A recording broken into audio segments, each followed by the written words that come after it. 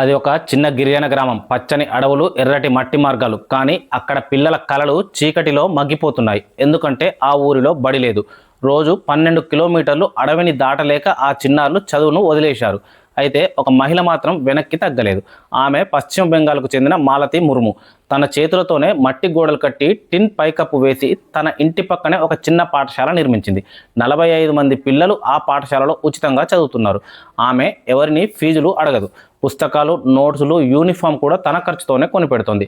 శాంతాలి, Hindi, English 3 భాషల్లో బోధిస్తోంది. ప్రతిరోజు తన చంటి బిడ్డను ఒడిలో పెట్టుకొని మరొక 45 మంది పిల్లల భవిష్యత్తు కోసం చెమటోడుస్తుంది. ఆమెకు జీతం లేదు, ప్రభుత్వ సహాయం అందడం లేదు. ఆమె దగ్గర ఉంది ఒకే ఒక అపారమైన విశ్వాసం. అదే చదువు ఉంటే భవిష్యత్తు ఉంటుందని. విద్య అంటే భవిష్యత్తు వెలుగు. ఆ వెలుగు ఎవరికి ఆరిపోకూడదు అనేదే ఆమె సంకల్పం. మాలతి ముర్ము లాంటి మనుషులు ఉన్నంత వరకు భారతదేశం ఇంకా బ్రతికే ఉంది. ఆశతో, అంకిత భావంతో, మార్పు స్ఫూర్తితో. ఇలాంటి ఇంట్రెస్టింగ్ అప్డేట్స్ కోసం ఛానల్ను సబ్స్క్రైబ్ చేయండి.